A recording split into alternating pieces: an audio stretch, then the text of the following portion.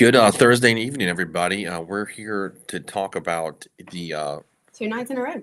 2 nights in a row. Talk about the methamphetamine bill that seems to be. Tell them who we are. You always fuss at me for this. Yeah, And right. now Hi, you're doing it. I'm Shaun Yurtkaran, and this is Lindsey Beckham, and we're here with Crossing the Aisle, where we talk about basically anything. The moon landing is fake, according to her, It is. or any Very much so. current events. And we all talked Vaccines about. are bad. Yeah, according to her, I don't think they're bad. Yeah. Okay. So we talk about all those things, and just basically political events. We talked about Delbert yesterday a little bit, and Lindsey's capital murder trial. But today we wanted to get into Not that I was on trial for capital murder. I mean, let's make that clear. yeah, I know you haven't been caught yet. Not yet. But anyway, so we there was something that kind of piqued our interest today because it stirred the community, and I think it's a bill The last couple of days, really. Yeah, that was put forth by Senator Daniel Sparks, who Lindsey knows really well. And so she had paid attention to it, and I'd seen it posted on several places all over Facebook and whatnot. Russ Latino wrote a post about it, and then Sheriff Tyree Jones, who's a friend of mine, even though I have an an opposite position from him on this issue that we'll get into later. He posted his opposition to it, and a lot of people were attacking Senator Sparks. But before we get into that, we'll get into what the bill is and all that kind of stuff. Lindsey, do you want to explain? Do you want me to do it, or? Well, it sparked. Sparks. I didn't even mean to do that. Look. Mm-hmm. So this sparked quite a bit of controversy over the last couple of days, and I think maybe more because of Tyree's post. Mm-hmm. And I think people saw that and they immediately jumped the gun and thought, okay, we are taking a drug in Mississippi, methamphetamine, and making it a misdemeanor instead of a felony. So this started being posted on social media, but without the actual context of the bill. And you know me, I'm always fussing at people that come at me about school choice or anything like that. And I'm saying, read the bill. Yeah. Read the bill. And so again, I will always say that. I will always say read the bill. Sometimes the language is difficult, but you can cipher through it and figure it out. And if you go and read this bill, there are a lot of other things that this bill would do. Right, Shaun? Yeah, I mean, I went into basically what the changing, which is it's actually Mississippi Code Section 4129-139, which is the general drug statutes basically, and it's got all of that in there. It's the boring part of being a lawyer. And right. I won't get into bore you with that too much, but it changes that the penalty of what I believe it's what's the amount? Do you remember? I think it's 1 gram or less than if less than 2 grams. Well, I got it. It's if 1 gram or less than 5 dosage units. So if it's 1 gram or less, or 5 dosage units or less. So 1 gram or less, or 5 dosage units or less. Currently, and that changes that to a misdemeanor. See, I don't know what dosage units. I don't. I mean, like in a pill, like in a pill form. Like in a like pill Adderall. Form. Yeah, I've never seen methamphetamine in a pill form, but that's the way they write it in the statute. Okay. So, and right now it's simple possession is at that level. I believe the penalty is about if it's between 0.1 gram and less than 2. It's I believe it's 3 years. 3 years is the penalty, and it's a felony.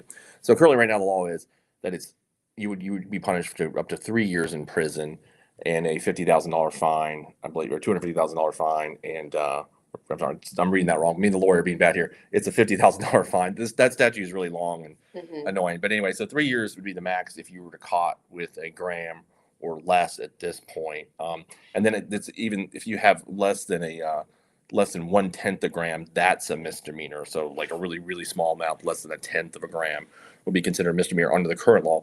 This ups that to 1 gram or less becomes a misdemeanor instead of the 3-year felony that we have right now, which is still a simple possession. Even if you get caught with a gram or less, but more than 1/10 of a gram, that's a felony, and it's a small possession. But we know what felonies do to a person. I mean, it can affect obviously the rest of your life. Yeah, I mean, and generally, like if someone's going to get caught with a gram of meth, right? You're not usually going to go to jail. That's not. I mean, I've not seen that. So really. That's not an excessive amount. No. That's a very small amount. Very small. I wouldn't know a gram from 10 grams or what's excessive and what's not. I mean, I think a lot of people don't really know what that means. Yeah, it's a gram or less is a very small amount. It's simple. It's called simple possession. It's for personal use. You're not selling any of this stuff. You're just you're getting high yourself. You're an addict most likely.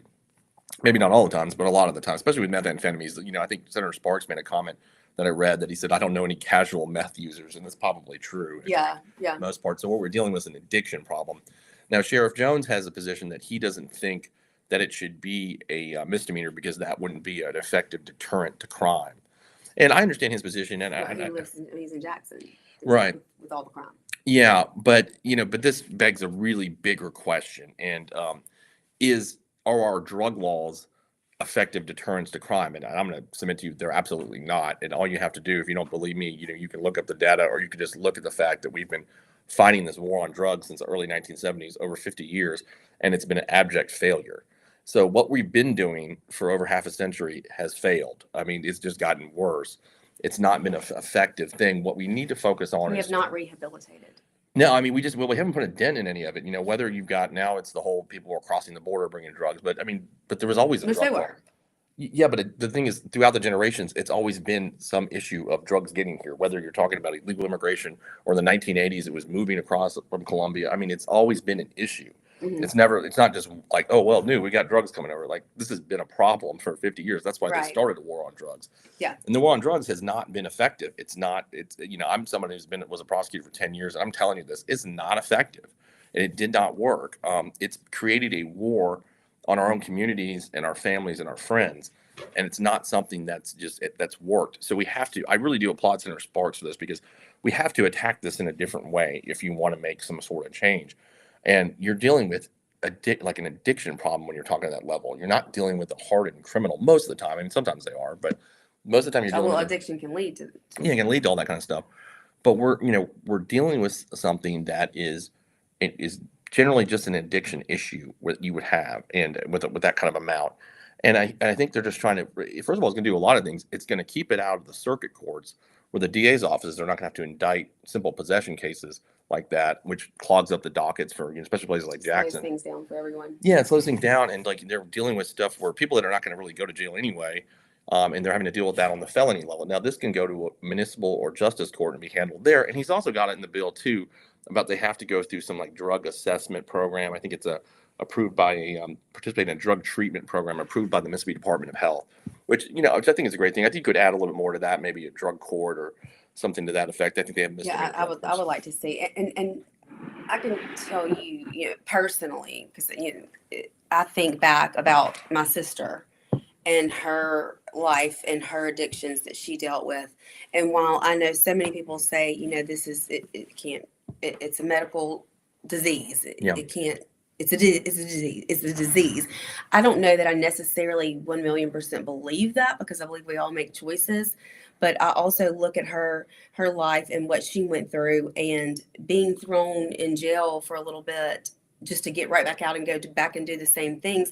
I wonder how much more effective we could have been, our government could have been, to implement more programs to help addiction, instead to do more rehabilitation than punishing someone. Yeah, I think that's the problem. We focused, on punishment, which has not worked. It's not working, and we can be as tough and rah-rah as we want to, but you just have to look at the data over the last half a century, and it's not working. People are having addiction problems. Now, we're not talking about drug dealers. Like, this is not about drug dealers. I think people get that misconception. No, I mean, they're still criminals that are going to go to jail. These are people with addiction problems that are, for the majority of them, that need treatment. This jail is not going to have to go to jail and they get more drugs. I mean, it's this is also like for first offense as well. And he's got a provision there, like the first offense and a second offense occurring within 5 years, that would fall under a misdemeanor as well. And then the third offense would be a felony. But he also wrote in there. That's how DUIs are right now. That's correct. Yes. But on the third offense, though, he actually ups the penalty from 3 years to 5 years. So if you mess up on this third time, you have your potential exposure jail time up to 5 years, which is more than enough. Even for that small of that same amount. Yeah, he wrote it that way. So you need 2 freebies here, to get treatment, to go through the stuff. Now you've done this the third time, and then there's a more stiffer penalty, prison times, in that than there is currently right now in the law. So there are a lot of good things.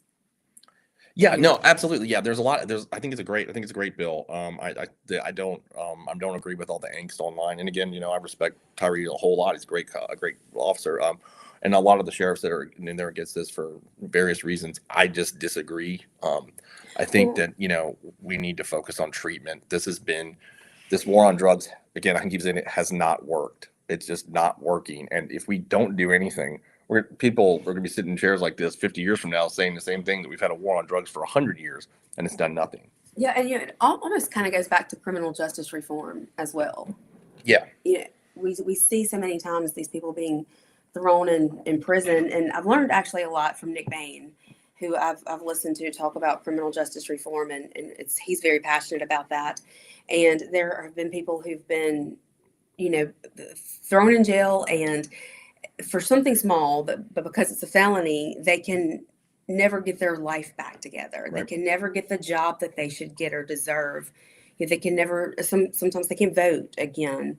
You can't own a firearm if you're a convicted felon, so you can't protect yourself. I mean, the list goes on and on. And one thing I learned from him is that they're in Mississippi. Okay, I'm going to get the number wrong. It was crazy. Like 1 in 13 Mississippians is affected by a Yeah. convicted felon or being a convicted felon. Mm-hmm. So, I think that's a lot bigger number than a lot of people realize. And I think that, there does need to be something different being done, because what we're doing currently doesn't seem to be working. Yeah, and it's true because like when you're an elected politician, it's so easy to do the rah rah. I'm against crime. I'm stiffer penalties. I see judges do this all the time for years. Like throw the book at people and because it gets you votes and that's what sells. And I mean, sorry, quite frankly, it's bullshit. If they're not a lot of times interested in actually resolving the problem, which drugs to me are the most prevalent of that, because it's something that you look at. We've not resolved it at all, and we just keep on doing the same thing over and over again, and just it's kind of like, I'll give you an example. You'd like people wearing masks during COVID, right? It didn't work. Made Well, you sicker. But people keep on, and you see people keep on doing it because Yeah. they're used to just, oh well, I feel like I'm doing something, even though that thing is not effective. And that's kind of what the war on drugs has been, except way more disastrous on people's lives and all that kind of stuff. But it's not been effective. It's not working, and we don't ever sit back and say, okay, this has not worked. We have plenty of data, plenty of evidence that says it does not work. What do we do now? Mhm. So I know it takes people like Senator Sparks. It's pretty brave because you're kind of bucking people and saying, hey, we got to try something else. I mean, it's a little. And he's caught a lot of flack for He it has. in the last couple of days, and I don't think people have really looked at the entire bill and all of the language within it and everything that it would do. Do I think that there could be some things that could be changed? Yeah. Sure, there always is things. Yeah, I don't think it's worth killing it. I think there could be some work done to it to make it something that could really, really help Mississippians. Yeah, I mean, we have to get off the whole rah-rah train, like I'm going to throw the book at people. And I think that's what causes, I see this all over social media, like we're fighting crime. You're not fighting crime. Like these are users that need to go to treatment. That's what they need to do. They need to get help. And that's what a lot of these folks need to do. They need help. I mean, I represent a lot of people like this that they're good folks. They just fell in a bad situation and they got addicted to drugs, bad choices. I get it. But they're not hardened criminals for the most part. And I can't tell you how many people I've represented like this that are just, they're good folks, man. They just, end up using some meth or Well, I using some tell you whatever. all the time. I mean, I think every time I see someone on the side of the road begging for money, the first thing that pops into my mind is I could be that person if one decision had Yeah. been different. If one decision that I've made in my entire life had gone another way, that could be me. And so I think a lot of people don't put themselves in that place or realize that this could be you. Yeah, that's needing that help. True. I mean, we have a lot of lack of empathy for a lot of things, it seems, and just drugs seems to be one of them. Where we just assume, like, when you say drugs, they're like, oh, he must be a cartel from Mexico. Well, that's not true. I mean, it's like Bobby down the street. Like, he got caught with some simple possession. It's just been an absolute disaster for families, for communities, the way we've enforced this, not doing it smartly, not trying to help folks, get them rehabilitated, get them off drugs. I mean, you gotta think about it, like, if anybody's listening to this, like, how many people that have had a drug problem? I mean, just if you just sit back and think about it, like, how many people that your sister you talked about? Yeah, Like- her life is gone. She's gone now Right, because of a lot of those decisions. Exactly. I mean, and how many people have knows somebody or it's affected them personally and that's why I call it a war on our friends and families and our communities, because it's not something like, you don't know everybody. You don't know someone that's a murderer. Most of us don't know murderers. I know a lot of a lot of them from prosecuting them and that kind of thing. Not defending them. Well, they're innocent, but those ones, but the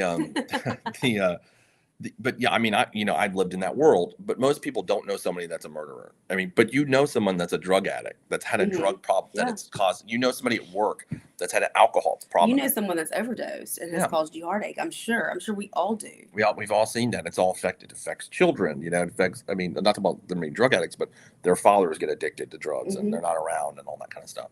And then we put this emphasis on drugs like methamphetamine or cocaine or crack or whatever. And then we don't say a freaking word about alcohol.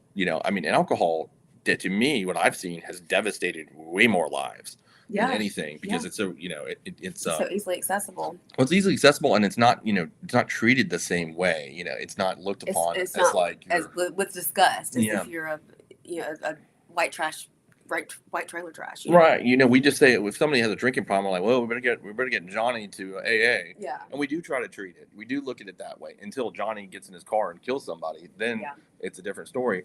But alcohol is celebrated. There's bars and restaurants. Everybody drinks for the most part. I mean, unless you're boring. But I mean, but other than most of us do that, and it's okay. But it is way more destructive than any other drug I think that you can think of. I believe that alcohol is the only drug that will kill you if you quit, if you're an addict, if you're an alcoholic. I think that's right. Like it actually can cause you to die from physical withdrawal symptoms, where other drugs won't even do that to you. So, I mean, that's what we're talking about here, but we've so accepted it. It's just like, it's fine. Like, no big deal. And we put this hate on, I'm not saying these drugs are good. I'm just saying these people need treatment, just to respect them and give them treatment and help them out, just like we would an alcoholic. But we don't look at it that way, because we just think, oh God, it's bad. His guy's a meth user. He's obviously white trailer trash or whatever, and we don't want to help him. Let's put him in jail. It's stupid. I mean, it's stupid. I think and I'll tack this. There's an article coming out tomorrow about the Goon Squad. It's going to be interesting. They all are interesting. This one's going to be really interesting. I actually got a sneak peek about it, but a little bit of it. But Fred and I were talking about it today, and those people out there, white and black, were attacked because they were drug users for the most part. Nobody's going to believe them, because they're like, oh, just a bunch of drug addicts, right? I mean, we're just going to arrest them and throw them away, because they're just white trash or black folks that were on drugs, and nobody cared, because we don't care as a society. We don't do anything. It wasn't a black issue. It wasn't a. No, it was that they didn't. I mean, they were obviously racist, but they didn't discriminate in terms of their actions, right? Yeah, they did that. Yeah, certainly. And this article tomorrow is actually with Christian Deadman, one of the Goon Squad, interviewed for it, so it's pretty fascinating. Oh, he interviewed for it? Yeah, he did. Oh, wow. Okay. It's really good. I'll be looking for that. But that's what I think. That's what we do. We don't, and also we don't sit back and, like I said, and say, okay, I've got my sister you're talking about your sister who's a drug addict. And we don't remember that when we see these people, because we always think, it's my own family's a drug addict, got a drug problem. Like it's something that affects everybody. And we're not focusing on it like that. We're not focusing on how we would help a family member and do this. Instead, we're like rah-rahing, throwing people away. And I just think that's silly. So, my friend Mike Madison, who has a show on WIB, he's libertarian, and his stance has been to just completely end the drug war. If you're stupid and you want to go do drugs and you die, then you got what was coming to you. But we're not going to continue to police it. Right. And while I can see his point on some of that, I don't think I'm there. Yeah, I'm in the middle of that. I know what you're saying. Like, I've talked to a lot of people, a lot of law enforcement friends of mine, about the fentanyl problem. And I mean, to me, legalizing that may not be a good idea, like, because that seems to be a serious, serious problem. That's a different problem than other drugs. But I get what Mike's saying, because it has been a useless war that's yielded no results. The only thing that's happened from it's funded private prisons and gun manufacturers and ammunition manufacturers. It's not done anything positive. It's just not. It's not yielded any positive results. The drug problem is not over. And again, we call it a war on drugs. The drugs won a long time ago, back in the 80s when we were all kids. Like, it won then.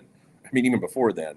So we're not, and it's just not it's not been effective. So what Mike's saying, he's got a point. He's saying, Yeah, he's got a point, but I think it just makes so much sense if we throw the book at the people who are contributing and selling or giving it to minors. Sure. And then the ones who do have addictions, now while they shouldn't be free of any fault at all. See, I'm on that track too more. Let's do more to help them and rehabilitate them and get them in a good place so that they can be productive citizens of the country. Yeah. I'm that's kind of where on the middle ground I take, other than Mike's and I got some other friends that are like Mike that say let's just legalize it all, forget about if people want to sell it. And I get that theory. I think there could be some really bad consequences from that too, allowing dealers too much to be pervasive in society. But I'm kind of on that. I think possession, we shouldn't even process. We just put you in, or have Daniel's bill where it's a misdemeanor and you go to drug court or you go to drug rehabilitation or whatever it is. And that's what we focus on. We put our money in that, take it away from the private prisons and all that junk, and focus that, because that's going to knock out a lot of crime if we do that. And prosecute and lock these people up that are producing and selling it. Yeah, and but the most part, the people that we deal with in the United States are the dealers are low-level dealers anyway. I was talking to some friends before we went on air about this. Trump has got a point about this, about labeling the cartels as terrorists, because they are. Yeah, well, definitely. If you want to make a dent in it, you send the military down there, and you as Joe Biden said in the 90s, when he changed his position, a strike force, and blow them the fuck away. That would be a good way, attack them where they are. That I could sign up with. That they're let's, like George W. Bush used to say, let's smoke them out of their holes. I think you go down there and do that. Sign me up to that. If you're going to go just attack them, and that'll produce an actual result. But what we're doing here now for 50 years has produced nothing. So that's the problem. I'm really pragmatic, and I hate doing the same thing over just because we're used to doing it that way. Well, that's the definition of insanity. Yeah, and that's what we've done for 50 years. We've done that over and over and over again, and here we are, and we're still talking about this. And if we don't do anything, they'll still be talking about it in 50 years. And that's why I hate when Daniel's getting hate for it, because I don't know that the bill. I don't know if the bill is perfect. I think that maybe you could bring some people to the table and maybe make it better, make it stronger. But I don't think he deserved the criticism he got for someone taking one small fraction of the bill and posting it on social media without the full context. You just don't have the whole story. Right. Yeah. It's it's a lot too. Because it's just we're talking about drugs. So first of all, people just get apprehensive about that, and when you talk about concepts like what Mike says, when Mike gets out there and says, let's get rid of the war on drugs, people freak out. They're like, "What? You were going to legalize all drugs? That's crazy," And so it's hard to have productive conversations because we're just so indoctrinated, is the word you like to use a lot, into a lot of that's done around here. We've just done things this way. I just can't tell you how many people I know that have been indicted, convicted, or for drug crimes that I'm friends with, been friends with, or that I've represented, or just that this didn't deserve it, and it's affected the rest of their lives, made them less productive citizens, and we just have to find a new path forward, and I hope that we can do that. And we'll see what happens. Maybe this is the start. Maybe this bill and bringing some talking points and some realization to it. Maybe this is the start of figuring out a way to do better. Yeah, it's good. I hope it. Well, what do you know? What the status of it is? You're more that person than I am. Yeah, so. Well, it has passed. It passed with a big number in the Senate, out of committee, and passed the Senate floor. It was transmitted to the House, and it has been double referred, which usually means bad, right? Usually means the speaker that's kind of their way of saying we don't want it. So it's got to come out of two committees to get to the House floor. So most likely it's not going to happen then. We'll see. It's drawing a lot of attention. So. Let's good and bad. There's two sides. Obviously, I see them both. On social media, half it looks like half people are for it, half are against it, and which is interesting. I just wish people really looked into it and understood what we're trying to do, or maybe next session would be somebody needs to outline a clear vision of this. I tell people all the time, don't take my word for what I'm telling you. Go do the work yourself. We all have a device in our hands these days that's capable of pulling up any of these bills or even researching a candidate to vote for. I've always told people that about vaccines. Don't take my word for it. I want you to dig into it and really do the research to learn what I know to be true. Right. And I will always stand on that side of it. I think you need to do your own research, but also don't judge something before you know what it really is. Yeah, I mean, and you know what I'd ask people to really think about, again, like I said earlier, take with you like who you know who's had a drug problem, who you know in your family, who's you're friends with, who you really loved and cared about that's been afflicted by this, and think about it that way. I mean, look at it and realize that you do. I guarantee you, 99% of us know somebody that's Oh, close to us. everyone. I believe 100% of people know someone And that drugs have affected, that have overdosed or committed suicide or right, just could not ever get their life together and went down that path. I believe every right. one of us knows someone like that. And if we all know someone like that, is that a criminal epidemic? I don't think that's a criminal epidemic. That's an addiction epidemic. That's not a criminal. They're not all criminals. Like there's a difference between a criminal and having some. I don't know what we call it disease. I know you don't like that as much, calling it disease, but like addiction or whatever you want to call it. Like if everybody's not a criminal. Like there's a reason this is happening. It is kind of like there's things you can't stop people from doing. And I know in the South we don't like talking about this because it's the Bible Belt and all this crap, right? But the problem is, no, I mean we do this in the South a lot. There's things throughout human history that we ain't gonna stop. I'm gonna let the cat out of the bag on that one, and I'm naming for you. Prostitution is one of them, right? You're not going to stop it. It's going to, the little thing's going to go up because I did that, right? The little, you're not going to stop prostitution. It's the world's oldest profession. It's never going to end. I don't care what you do. It won't stop.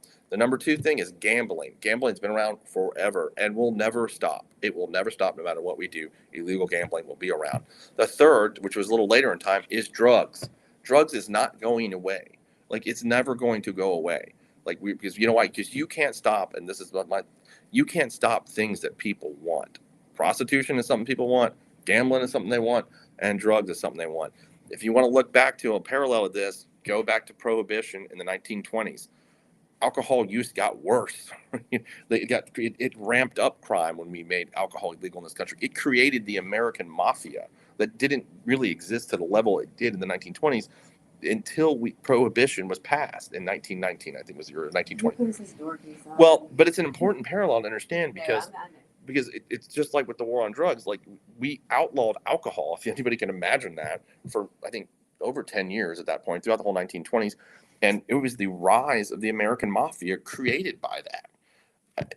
Because it created crime by doing that, because you know why? People wanted to drink, and you were not going to stop that. And if you did it today, you still were not going to stop it. If anybody wants to go over by the Pearl River, right by the bridge there, leaving downtown, that was called the Gold Coast. I'm sure a lot of people listening know what that was. That's where everybody went and partied and gambled and drank when there was no liquor allowed in Mississippi, which we were one of the later states. It was illegal here till like the 1960s. So. And that's what they did. They went and had big old parties, and what they would do is they'd pay off all the law enforcement, and the law enforcement would do a fake little raid and pretend like they were doing something, and everybody got paid, and everybody was continuing to do this stuff. And it went on for decades.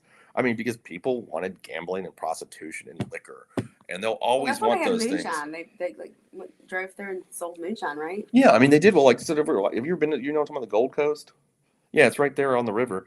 They had all the houses of ill repute, repute, whatever you want to call it, the prostitution houses, the gambling houses, right there on the Pearl River, right outside of Jackson, in Rankin County. Actually, it was in Rankin County.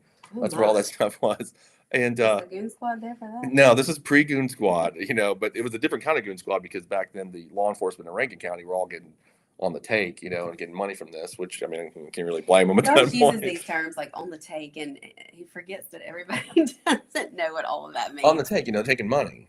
I mean, so they were all taking money, and everybody was. I mean, I wouldn't blame them. That's what you did at that time. You're taking money because, I mean, it's just a little gambling and prostitution and drinking. Like, who cares?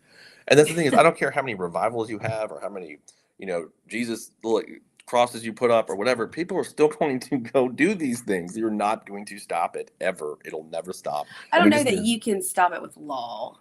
You just can. I mean, it's a heart problem.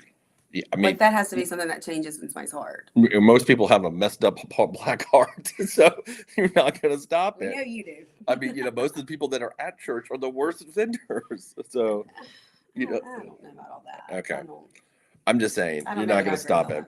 Well, I'm not saying that everyone that goes to church is great, but I don't know that I would say the worst people are the ones you find in church. I think that's a pretty bold statement. My experience has been different, but it's because you went to those liberal churches. I've never been to a liberal church, actually. So. Yes, you have. Oh, that's not the one I'm talking about. I mean, I got a lot of stories. We could have another podcast episode about the John Langworthy case out of Clinton. I mean, we could definitely do for Yeah, we everybody. were talking about that for a long time last night. Yeah, I mean, like my experience has That been was pretty bad. that was messed up. But I'm not here to jump on churches. I'm Yeah. just saying that I could do that in another episode, and people can all hate me or whatever. Like, just in reality, See what I deal with. yeah, I'm just saying you're never going to stop people from drinking, having sex, and gambling or using drugs. It's not going to happen. Let's just flush out our headgear here, and figure Well, my out point another way is to do it. that was my point. Let's stop the ones who are supplying it Right. or producing it. Mm-hmm. I think they're the ones at more fault than anyone because they know what they're doing to these people that they're selling to or getting product to. Yeah, I mean, I think you can. Like I was saying, I like the Trump idea of attacking Mexico. I really think it's a good idea. It's the only. It's the only out of the box solution You I've know heard. how many times he's told me that he likes what Trump has been doing? Well, there's some things I don't like at all, but there's some things I'm not gonna like. I'm not playing the game where I'm gonna say I hate everything that Trump does because it's not true. There's some things. It's been different than you thought it would be. Well, there's some things I think are really bad too. But we don't have to go to that. But like, there's some things I think that have been really good, and I'll say them. So I don't have a problem doing that. But this is one thing I agree. I think we need to send a strike force and attack them, and I think that would be some other solution to this other than, hey man, let's Do you think that's where the majority of drugs are coming from? well, I mean, that's where they are coming from, and I mean, we go down there and take them out and like at least put a dent in it. I'm sure we're never going to stop it. Like, this is not, it wouldn't be my goal to be like, oh, we're going to just stop drugs. That's not going to happen. But I think you could at least put some kind of a dent into it that you're not doing by what we've done for 50 years. I think we could do that. Yeah. I mean, at least like, let's go bomb the cartel. I'm down with, let's do that. I mean, charge me more in taxes if we're going to do that. Like, that's at least a plan. Take them out so that it can't get here. Other than get into the hands of the people who are going to distribute it. Yeah, other than let's put Billy Bob in jail for some meth. Like, that's ridiculous. That's not ending that's not, people don't not get high because they're like, man, you know what? I might get caught. No, Well, they they don't do that. Let them walk away scot-free. Yeah. Obviously, we would need to do something, like get them some sort of help for the addiction, and then multiple offenses. Obviously, you can't just let someone. No, I agree with that. Walk. But addicts. I mean, addicts, like they'll steal from their mother. They don't care what the consequences are. And it's difficult for them to change. Like, jail is not going to change them. No, they're gonna get more in jail because get more drugs. They're going to have to hit rock bottom, or like I said, like, it's a hard issue before you have to want to change. I've had so many people come to me that have been through the penal experience, right, in jail, and they've said, man, I became a worse drug addict in prison. Because it was so much, even because they could access it a lot easier. It's worse for them there. So it's not deterrent. And again, like I said, nobody doesn't use drugs if they're an addict because they think they're going to get caught. They don't. They steal from their mother or their sister or their brother. Because it's always a big risk to get caught. Yeah, they've got an addiction. Like, they're going to get the drugs. The drugs are going to win. Just like the drugs won the war on drugs, they win the war on you. So, I mean, you can't really do anything. So I don't think anybody sits there and says, man, well, possession of meth is a felony, so I'm not going to use methamphetamine. That doesn't happen. If you're an addict, you get it. You don't care. You just don't care. At least that's been my experience. I just don't think that's a deterrent to it. I don't think there's anything we have a lot of stiff penalties for crime. We talk a lot about deterrence in law enforcement and the legal system. And I don't know. Sometimes I'm like, yes. Sometimes I'm like, no. Sometimes I think if you're going to go rob a liquor store and shoot the clerk, that's just what the fuck you're going to do. Like, you don't sit there and think, man, you know what? I may get the death penalty for this. Like, a lot of people just like do things. They don't think about the consequences of it, or they wouldn't be doing it anyway. Right. And they're just not like, you and me are not. I mean, I'm not going to kill anybody anyway. You're not going to kill anybody anyway. Well, I mean, except maybe I'd kill you sometimes, but yeah, so we're not going to do that. But I think most people This just is recorded. Yeah, right. It's recorded. For a Netflix series, Shaun was dumb enough to tell Lindsey he was going to kill her, and the cops had all the evidence against him. He couldn't even defend himself in court. As a defense attorney. As a defense attorney, it'd be terrible. The worst defense attorney. I'd hire somebody. I would not, But yeah, I mean, I think you hire somebody. I mean, it's not really going to happen. So. I think deterrence works in some aspects. Like, I think people know that Rankin and Madison County are safe, and you don't want to mess up there. I've heard that from criminals and whatnot over the years. But I think overall that it's not I don't think a lot of people are thinking these. What I've learned is like they're just not thinking about the consequences majority of the time, or they wouldn't be in that situation anyway. And especially when it comes to addiction or drug addicts, like they're definitely not thinking about they're going to do whatever they got to do to get those drugs. They don't care what it is. I mean, they really don't. I mean, I saw one guy, and I've said this on the radio before. He wanted to like a disability check because he was a drug addict too, and he laid on the train tracks over there downtown. Like, this is a guy I was in court with when I was prosecuting. Laid on the train tracks, put his legs down below the knee, and waited for the train to come, and it severed his legs like below the knee, so he could get a check and get some more drugs. Like, this is what this guy did. I'm not making it up. I was there. I remember he was wheeling himself into the courtroom, and I was That's like, terrible. because he was charged with drug possession, right? And Of course. yeah, and I, I'll never forget it. And then I asked one of the police officers, I was like, "What? How did that guy get in a wheelchair? I mean, what should we do for him?" I was thinking it was something else. Maybe he was a war veteran, so I'd cut him a break. Like maybe he's in Yeah. Iraq. I didn't know. And they're like, "No, that dude went over by the train tracks and laid down and put his legs in it and got it so he can get a disability check and get high." So that's what we're talking about here. I mean, this is the lengths people are willing to go. So Yeah, I mean, addiction it's hard to overcome. yeah, it's tough. It is hard to overcome.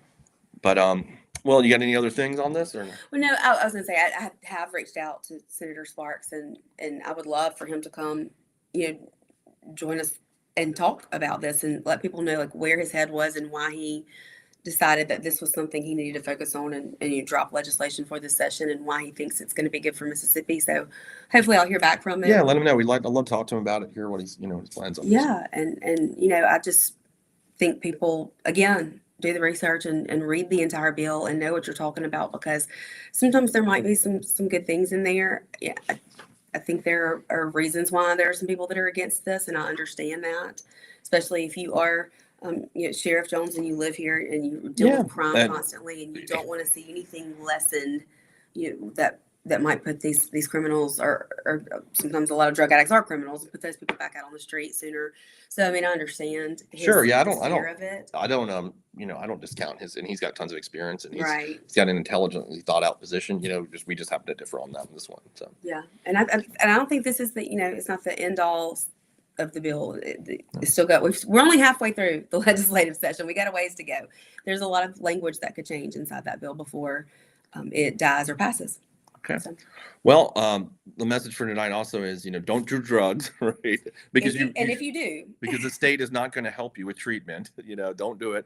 And and remember to drink your water, because apparently that's a big thing right now. Stay hydrated, Jackson. Stay hydrated, Jackson. Stay classy, San Diego. And if you do drugs, call the York Run Law Firm. Call me. We have a defense attorney here who can help you. Yeah, I'm at 601-862-1320. Lindsey answers the phone, so you get to hear her wonderful voice. And or you can reach me at onetextlaw.com or here on Facebook. I'd be glad to help you out. If you have a drug problem, maybe we can get you some treatment. We can certainly try. And if you want to see more of us, go follow, share our content. All right. Good night.